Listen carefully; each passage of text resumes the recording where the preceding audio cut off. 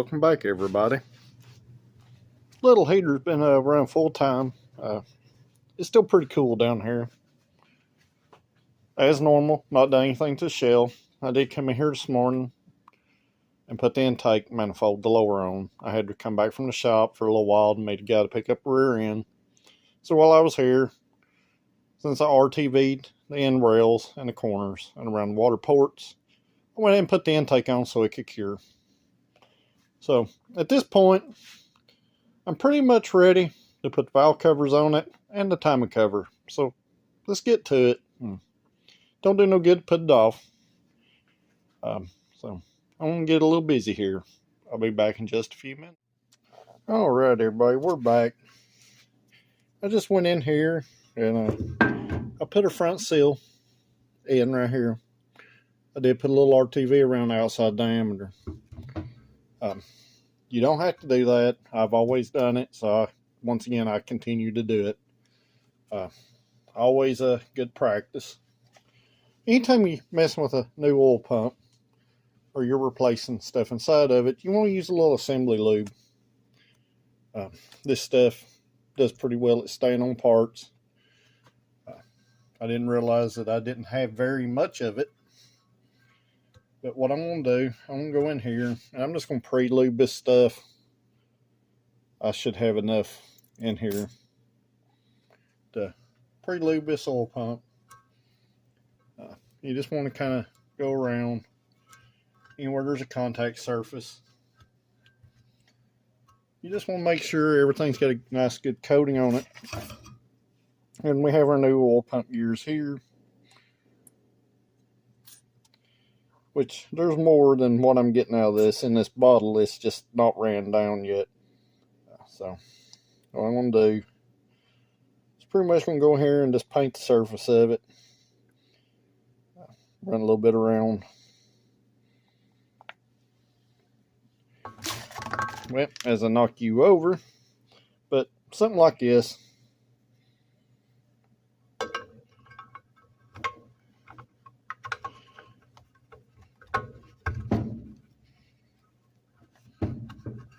And we're going to get our oil pump gears in there. And I'm going to spin them around a little bit just to make sure everything's well lubed over there.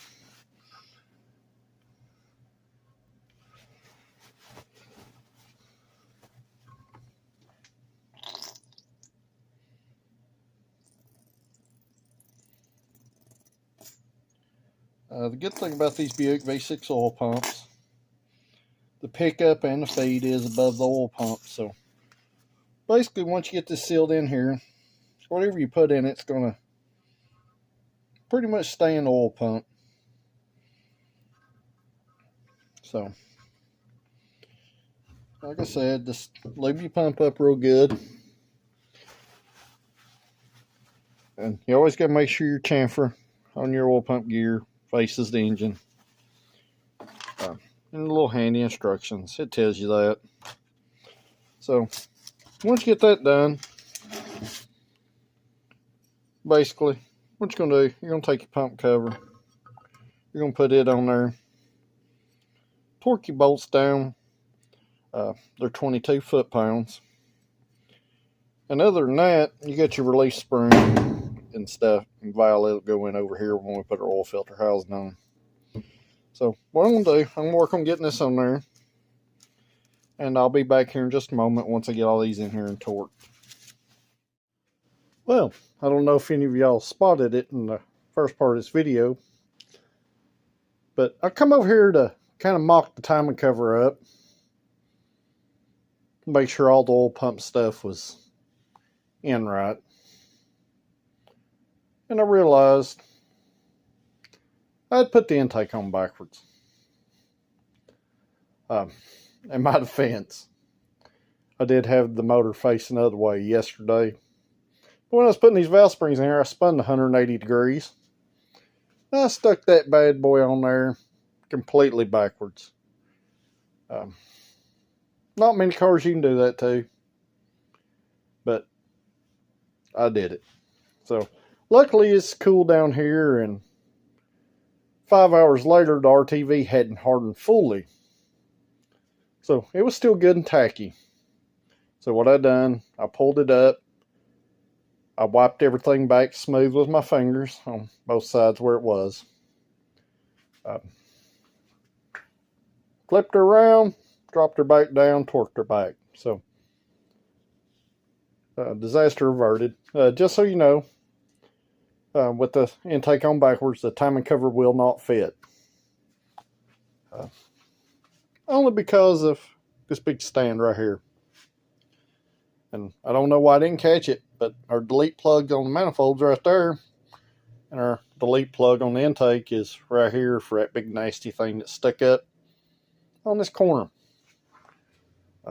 Probably saved 10 pounds deleting that. Surprisingly heavy. Cast iron bracket, cast iron valve, you know, it's gone. So, got the intake torque down. I'm going to go back to mocking up my timing cover. And I'll be back here in just a few. Let's see if we can put it on backwards. Alright, welcome back again. I've been a little busy. I got our oil filter adapter housing right there. It's on and torqued. Got our crank sensor over bolted on. And our harness retainer. It's on there. Got our water pump back on. And I just come in here and touched up some bolt heads with some of that high heat silver. Got our oil filter over there. I'm filling it up with oil right now. I'll probably prime this motor before I start it, since we did have the oil pump and the oil passages were open. So, last night I come in here, I put a pan under it, as you can kind of see the edge of it right there. Let the oil drain out of it all night, all the diesel and all the nasty stuff. And I'd come in here this morning and I'd sprayed the pan out the best I could with a can of brake cleaner. I sprayed a whole can down through there to try to flush anything that was in the pan out. I also did flush through our pickup tube area where it comes through timing cover. Trying to think if there's anything else here I need to cover. I did RTV lightly. I just put a very thin smear coat on our timing cover gasket on both sides. Where the oil passages were, I made sure to stay well outside the lines, and it is super thin so none of it will bead up on the inside. But other than that, I'm going to get back busy. I want to see if I can get this bouncer pressed back on here. Once it's back on, I'll work on getting the valve covers on it and all the other brackets. And I'll come back in when I get to that point. So, be back in just a moment. Alright, I got our balancer back on there. I gave it a little spritz with some of that quick color from my spray paint review video. If you've not seen it, check it out. I mocked up my upper plenum gasket just to make sure everything's kosher and happy with it. And I got our upper plenum over here. I dusted it with a little of that high heat silver, just for giggles. Our purge valve right here, which we're not going to be using on this setup. I tapped it for a 1/4 inch pipe plug. I just got old fitting just screwed in there with my fingers for now. So as soon as this dries out, I flip it over, put the plenum gasket on it. We'll get the plenum bolted back on. Unfortunately, it's getting pretty late. We're going to get the plenum back on it. I don't know if we're going to get the valve covers back on it tonight. I was kind of hoping to put this thing back in tomorrow. Back in here. So, once the plenum and valve covers and all the accessory things are bolted back on, all I got left to do is put some axle seals in it. I already put a transmission dipstick tube seal in it. I done that yesterday. And a pan gasket and filter. And I got to re-O-ring the cooler line fittings up there. Other than that, that's about all I'm doing to it for now. So, hopefully everything keeps going kind of smooth. Today has been one of those days where nothing's really went smooth, and if it could go wrong or get lost, that's what's happened. So, a little slower go because of that.